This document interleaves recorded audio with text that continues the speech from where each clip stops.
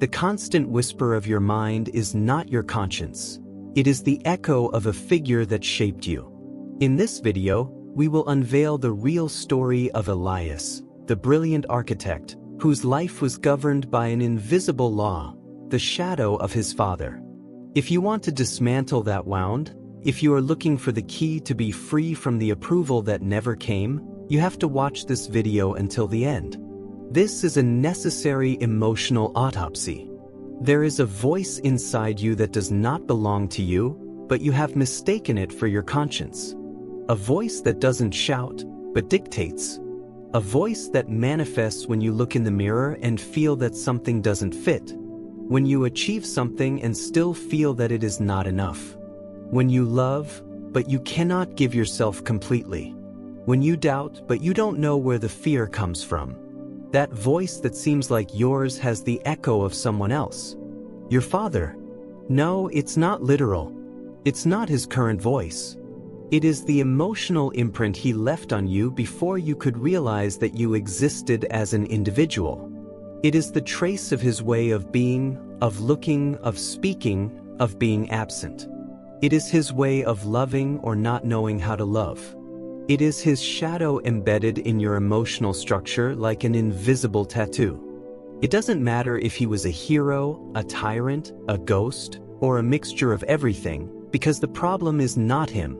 The problem is what you did with his figure, what your childlike mind interpreted, what you assumed you needed to be to deserve his love, his respect, his presence. This is the story of a man named Elias, and of a law that governed his life without him knowing it. Elias seemed to have it all. He was a brilliant, recognized, and highly respected architect. But beneath the polished surface of his achievements, there was an internal voice that he could not silence. A voice that did not shout, but that dictated the truth of his world. It manifested when he looked in the mirror, telling him that something was missing. If he won a major project, the whisper arrived. You could have done it faster. It's still not enough. That voice, which Elias believed to be his own demanding conscience, was actually the echo of his father, Captain Augusto. The captain was a man who was never physically absent. He was always present, but absent in heart. He did not show affection, he showed rules. His love was a formula that was only completed with perfection. Elias's mind, when he was just a child, made an emotional life or death decision. If he tried hard enough to be impeccable, maybe, just maybe, Dad would look at him. This childish promise became an invisible tattoo that, now, as an adult, forced him to be the best to silence the fear. His life became a constant attempt to be seen by eyes that never learned to observe. That is why, in love, he chose partners who were emotionally distant, just like the captain. He unconsciously repeated that distance because he felt it was the only safe way to relate. In the end, what he hated most about his father, the harshness and the lack of warmth, lived inside him, disguised as control in his work. One day, while working on a school plan, Elias felt so much anger at a mistake that he saw himself in a mirror. His face had the same cold and critical expression as his father's. He understood that the judge condemning him was not the real captain, but the captain of rules he had created in his childhood head to survive. Elias understood that healing was not about changing the man, but about forgiving himself for having forced himself to be that perfect character to deserve love. He had to stop demanding that his father be the father he needed, and be the adult that the frightened child within him was still waiting for. When Elias allowed himself to fail and instead of punishing himself, he said, "It's okay, I love you anyway," something the captain never did, the pain was transformed. It stopped being a void that dragged him down to become a firm root that sustained him. He no longer sought approval outside. Something new and gentle appeared inside him, an inner father, full of support and kindness. Elias learned that true freedom comes when you decide that you no longer need to earn the right to exist. It is the trace of the paternal figure, not of its current presence, but of the emotional imprint it left before your individual consciousness was consolidated. It is the memory of his way of being, of his gaze, of his language, of his absence. His way of giving or denying love.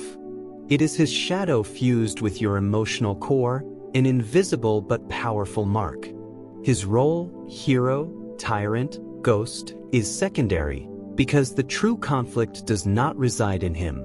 The dilemma is your response to his figure, the interpretation of your childlike mind, the requirements you assumed to deserve his attention, his approval, his presence. The most disturbing part is the oblivion.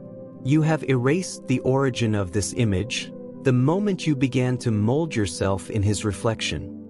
Today, however, every act of self-comparison, every excessive demand for perfection, every repressed tear, is an act of obedience to an unconscious pattern that you did not design. This video is not an accusation nor a glorification of fatherhood. It is a direct confrontation with the psychological labyrinth that you have been dragging since your universe was limited to a confined space, a deep tone of voice, and a silence loaded with meaning. The key is not the physical presence, but the meaning that was given to it. It is the invisible pattern that continues to calibrate your worth, and that measuring stick, I assure you, is hopelessly twisted. You ignore how much of your energy is invested in avoiding the disappointment of a man who perhaps was never there or is no longer there. You don't know how many of your decisions are desperate attempts to be recognized by eyes that perhaps never learned to see. You haven't even measured the portion of your self-demand that stems from the childish longing to be enough for a figure who was idealized or feared. What if the father who dominates your life is not the real person, but the imaginary archetype?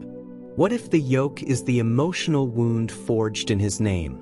What if this silent judge, this benchmark of what you should be, has been the main wall to your emotional development? A large number of people walk through life seeking the compliance of an eternally dissatisfied inner father. Others dedicate their existence to fleeing his specter only to find themselves, ironically, converted into his spitting image. This video is an emotional dissection. We are going to unearth the paternal figure, not to destroy it, but to understand its true influence. As long as guilt persists, you will remain captive. As long as idealization persists, so will you. The only genuine path is to go through the pain, the myth, the subconscious loyalty, and take the reins of what was fragmented within you. It is not a journey of comfort, but a descent into the depths. It is to observe the father not as a person, but as a symbol. In your childhood, he was your world, and in your adulthood, his shadow continues to project over your life. Your bonds, your self-esteem, your fears, your choices, your work ethic, your way of loving, your tendency to evade. Have you ever stopped to think about why you self-sabotage right before reaching an important milestone? Why are you attracted to emotionally inaccessible people, as if the repetition of distance were an imperative? Or why does guilt invade you when setting a boundary, as if your right to exist needed constant justification? The key is not in the present. It is in the child who took responsibility for the pain at home. The child who decided that if he tried hard enough, maybe he would receive a smile, a permanence, a cessation of shouting, or a hug. Decades later, that child is still operating. You don't perceive it, but it directs your life from the emotional basement where you can find it. The father complex is not an abstraction. It is a silent prison. But here lies the great mystery. You are not condemned to repetition. You are not bound to that figure. Liberation is possible, but only if you stop looking for external answers. Only if you dare to question the emotional God you have built in your mind. Healing does not begin with forgiving your father, but with forgiving yourself for having lost yourself, for having adapted so deeply to an external figure that you disconnected from your own essence. This video is a key, a fissure in the wall. But crossing it requires courage. It requires giving up the search for culprits, Stop waiting for a recognition that will never come in the way you imagine. True emotional freedom is manifested when you stop demanding that your father be the parent you needed, and you assume the role of the adult that inner child is still waiting for. Are you willing to look at that shadow without blinking? Are you prepared to accept that the pain you carry is not yours in origin, but it is your responsibility to transform it? Then go ahead. This is not a video. It is a mirror you have avoided all your life. And the path becomes more intricate from here. Once you identify the paternal shadow, vision is not enough. You must face something more disturbing, the emotional legacy that defines you. You did not only inherit traits or gestures. You inherited silences. The way he repressed his affections. The way he fled from conflict or unleashed it with fury. The shame he could never articulate. And you automatically reproduce that script. Not by choice, but because it is coded in your interaction with the world. The paternal figure is more than an archetype. It is a channel of emotional transmission through which generations of fear, disguised as strength, control, disguised as protection, and absence, disguised as authority, are perpetuated.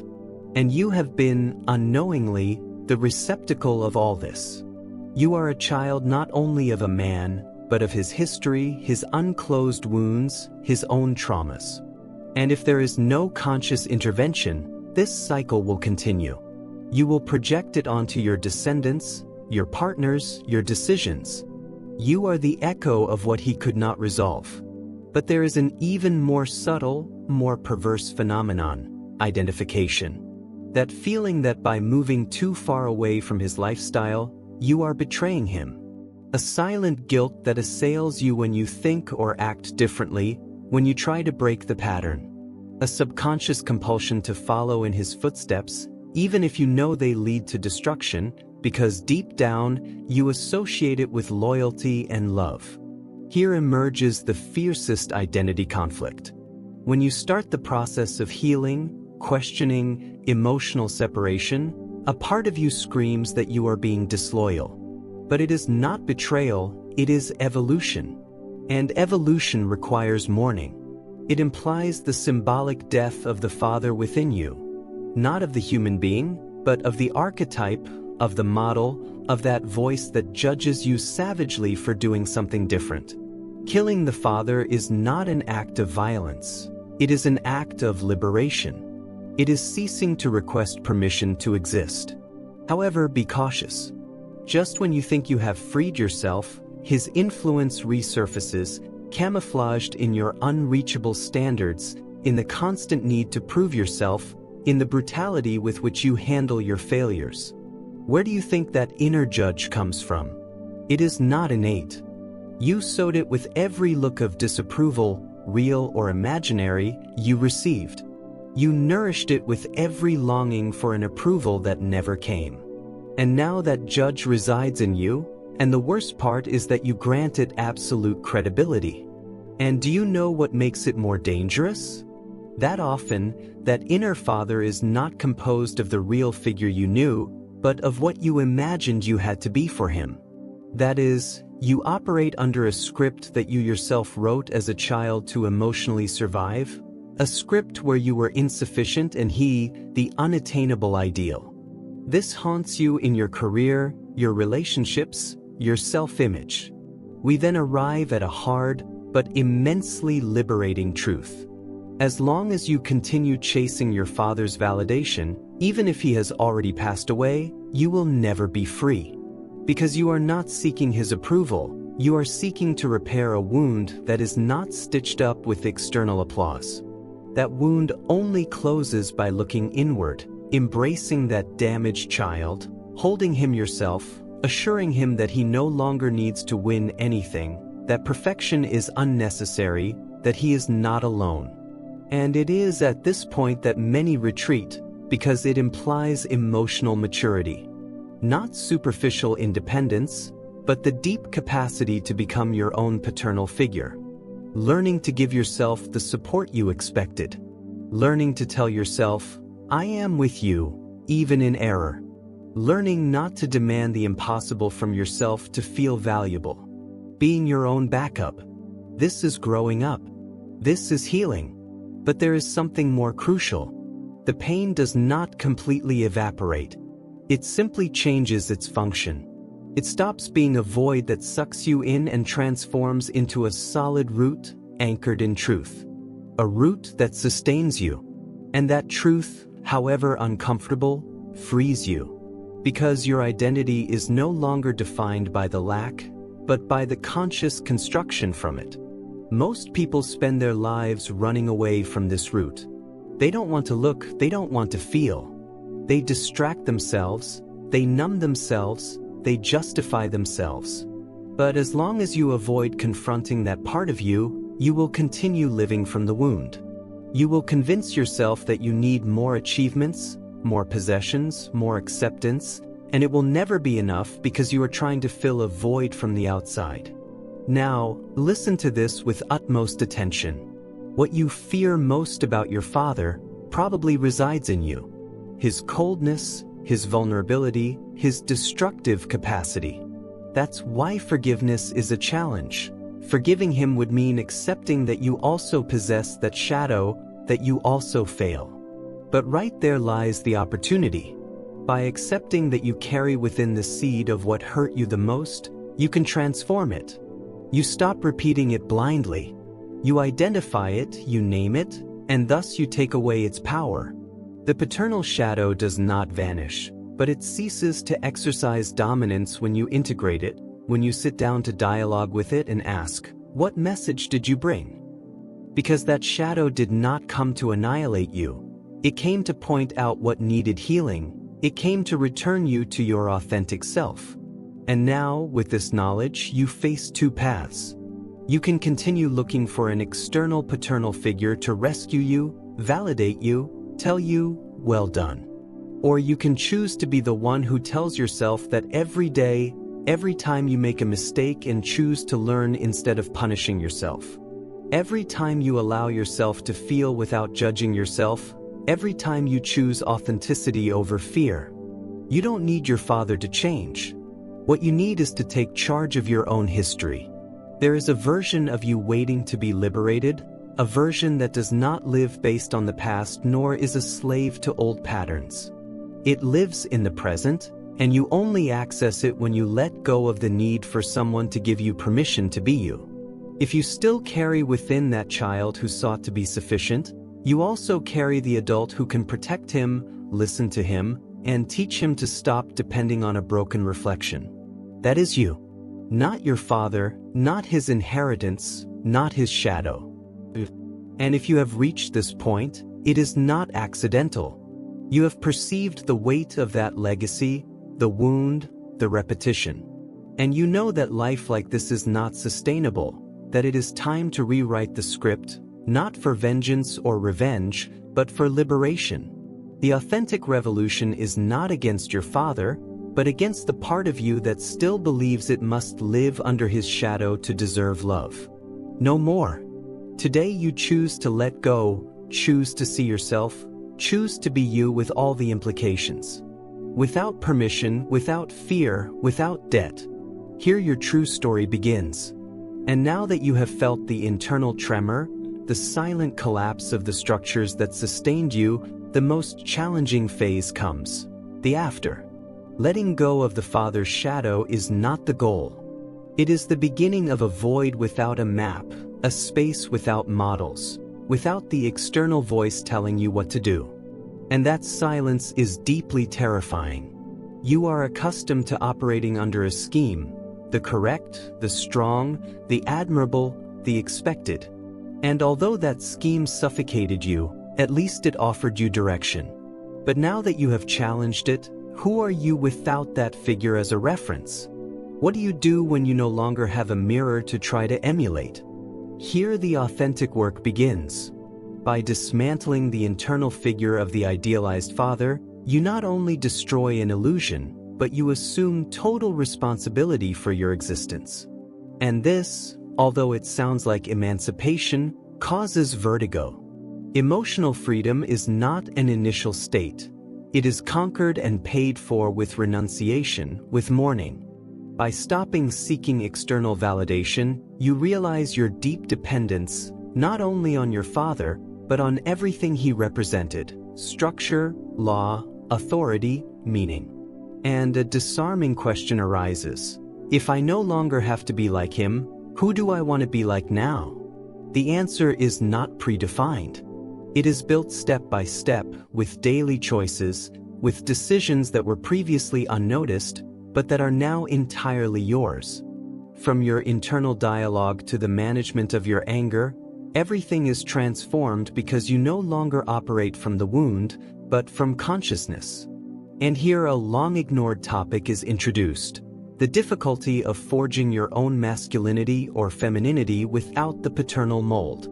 Whether you like it or not, your vision of the world, of affection, of success, was filtered by his way of living, of relating to your mother, to you, to himself. This was recorded as a nonverbal script. But what if that script is toxic? What if it harms you every time you repeat it? Almost no one mentions that the paternal wound often becomes a broken compass, which directs you to the place you want to avoid, but to which you cling because it is the only thing known. Your way of loving is often a disfigured copy of what you saw at home. Your reaction to failure, an extension of how he dealt with his defeats. That's why, when you see yourself acting in ways you detest, you get scared. You thought you were different, but the pattern persists. And it is here that the process becomes brutally human. You recognize that, despite your intention to change, your body, your mind, your emotions still operate from that old programming. Breaking it is not a matter of willpower, it is a matter of presence, of consciousness, of reviewing every automatic response and asking yourself, am I doing this from my authenticity or from what I unconsciously learned? We come to another vital point: the body. Your emotional history with your father does not reside only in memory. It is anchored in your nervous system, in the tension of your jaw, in the way you suppress tears, in the knot in your stomach at judgment, in the rigidity with which you seek to control everything. It is not only psychological, it is physical. You cannot think your way out of this. You have to inhabit it. You have to release what the body silenced for years. What was not articulated in childhood continues to be silenced in adulthood, and the body records it. Do you understand now the depth of this journey? It is not a superficial talk. It is a process of internal rewriting, a work that is more like a demolition and total reconstruction than a simple reflection. It is up to you to learn to live from a different voice, one that does not come from outside, but from within. And that voice is a whisper, it is new, and at first you don't believe it because you are accustomed to harshness, judgment, demand. But that softness belongs to you. You buried it to survive in an environment where tenderness was synonymous with weakness and affection came with conditions. And as you go through this, you perceive another painful phenomenon: the way you repeat with others what was done to you. When you feel unheard, you react with the same indifference with which he ignored you. When someone distances themselves, you feel the same abandonment, but you project it as anger. When you are invalidated, you feel it as a betrayal, because the wound was already open. Do you see it? It's not just him, it's you replicating the wound as your only known form of existence. And right here is where you have the capacity to do what no one did for you: break the cycle. Not by repeating it, not by denying it, not by justifying it, but by seeing it clearly and making the decision not to transfer that burden to anyone else, neither to your children, nor to your partner, nor to yourself. You have the power and the responsibility to become a safe space for yourself, the place where you can be without the need for external approval, where you can err without self-destructing, where you allow yourself to be human. And that is precisely what the archetypal father never taught you, but what you can build now.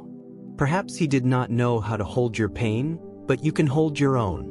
Perhaps he did not know how to communicate, but you can learn to express yourself. Perhaps he never saw you completely, but you can learn to look at yourself. And in that act of radical self-compassion, a new narrative begins, one that is not written with the scars of the past, but with the consciousness of the present. A story where you no longer need to resemble anyone. You only need to get closer to yourself. Little by little, without realizing it, the struggle with your father, with your past, with yourself, ceases. Not because everything is resolved, but because you have changed your position. And from that new place, you can start living for real, without repetition, without evasion, without owing anything to anyone, especially to him. And now that you have reached the end, observe yourself. Maybe you don't notice it, but you are already different. You have crossed the threshold of self-deception. You have faced what you feared to look at. You have listened to what you silenced for years. And although you feel a pang in your chest, it is not fragility, it is the sign that something inside you is being reborn. Because your greatest fear was not your father, nor his judgment, nor his absence. Your greatest fear was discovering that you no longer need that figure to define yourself, that you can walk alone, that the script is in your hands. And this, while empowering, is also frightening. If you are no longer the child of his shadow, what are you? And here comes the most shocking revelation, which is only revealed to the one who is ready. When you stop looking for the Father on the outside, he begins to manifest within you, not as the echo of the past, but as a new energy, a serene force that does not dominate, does not demand, does not hurt. A presence that supports you without annulling you, a guide that does not judge you, that does not compete, that does not condition your worth. This figure, this inner father, is radically different from the one you inherited. It is made of your clarity, your tenderness, your purified rage, your capacity to choose without ties. And when you start living from there, your world changes. Your relationships are transformed. Your decisions have a different weight. Your energy stops orbiting in the past and projects toward the future. You are no longer a repetition, you are a creation. But this requires practice. It is up to you to apply it when rejection resurfaces, when the old wound hurts, when the inner judge manifests. That is where your ability to be your own emotional support is tested. I'm not going to idealize it for you. You will fall, you will doubt, you will want to go back, but every time you choose to respond from consciousness and not from the wound, you will have won an invisible battle, one that only you will know you fought. And that is the bravest thing you will ever do in your life. Most people do not get here. Most prefer to continue blaming, idealizing, or fleeing. But you are here, and that means that something in you no longer wants to live asleep, no longer wants to repeat, no longer wants to obey an emotional inheritance that it never chose. So this journey ends here, but only as a video. What comes now is your real life, your story written with other hands, yours. Your emotional freedom does not depend on what happened, but on what you decide to do with it now. And if any of this stirred you, crossed you, touched a wound that you didn't know was still open, leave a comment with the phrase, "I choose my story," because choosing your story is starting to write what no one taught you to imagine. And if you feel that this video touched something deep, subscribe. This channel is not to entertain you, it is to shake you so that you never see yourself the same way again, and so that you know that you are not alone in this process, because many of us are rebuilding ourselves here.